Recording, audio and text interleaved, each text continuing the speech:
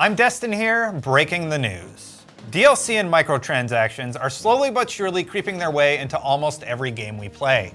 In 2009, Resident Evil 5 had content on the disc that players had to pay a fee to unlock. In November of 2014, Assassin's Creed Unity prompted you to spend money when certain chests were approached. The most recent example of DLC or microtransaction implementation can be seen in Mortal Kombat X. In Mortal Kombat X, you can pay for tokens that allow you to perform easy fatalities, 99 cents for 5 or $4.99 for 30. You can buy alternate character skins starting with Sub-Zero for $1.99, unlock characters that are on the disc you paid $59.99 for, and you can even pay $19.99 to unlock the crypt, which incidentally is the only place you can get access to the game's brutalities. All of them anyway. To be fair, you can unlock the crypt yourself by farming the in-game currency, which would take the average player about 30 hours to do. Now let's get to the truly egregious add-ons. Goro, a character you fight and is already completely on the disc, can be unlocked for $4.99, and there's a season pass available for $29.99 that gives you access to Predator, Jason, Tremor, and Tanya. If you add that all up, you come to a whopping $116.95 without the easy fatalities, and even without the crypt, it still comes to $96.96. The biggest issue with this happening in MKX has little to do with MKX at all. The danger is that it's poorly implemented from a consumer standpoint, as they literally lock fully built characters out of the game so they can charge you for them. Yes, the crypt can be completed without paying for it, but the fact that Goro is locked on the disc and at a $4.99 price point is disappointing to say the least. The worst part is it seems like we've become a little complacent about this type of disservice to us, the consumers. I hate to compare Mortal Kombat X to the Mona Lisa, as it's unoriginal and the Mona Lisa is truly art, but Da Vinci would not have ripped out the eye of his painting just to get a little bit more money for it.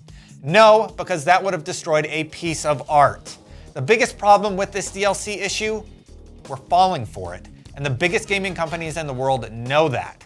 In 2012, Activision's net revenue was $4.86 billion. 32% of that was digital revenue, including full games, DLC, and yes, microtransactions. That's $1.54 billion in digital revenue if you don't feel like doing the math. In 2013, $1.56 billion of the $4.58 billion they made that year came from digital revenue and represented 34% of the company's net profit. 2014 painted a similar picture with $4.81 billion in net revenue and a whopping 46% of which came from digital revenue, aka $2.2 billion. Ubisoft and EA paint similar pictures. In 2012, FIFA downloads and microtransactions alone accounted for $102 million of the $4.14 billion they took in. $1.2 billion was digital revenue. In 2013, $1.7 billion was digital at EA, and in 2014, digital net revenue was at $1.8 billion.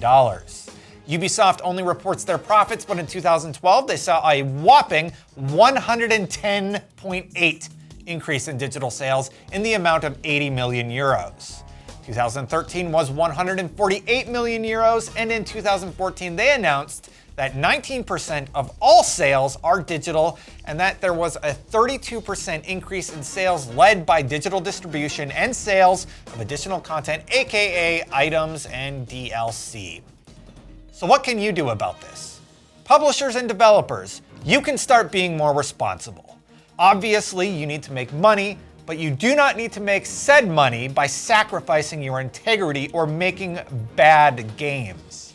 Locking content on your disc is a terrible thing to do to a loyal customer, as is releasing your first DLC in a way that locks your user base out of features they paid for. Come up with better ways to monetize. You know, MOBAs do it extremely well with the free-to-play model. You could offer cosmetic items or yes, easy fatalities that you can purchase, but don't sell me something and then tell me I need to give you more money to use it. Consumers, what can you do with this information? Well, this trend is only going to continue unless you start voting with your wallet. Companies have a responsibility to their stockholders. Make money.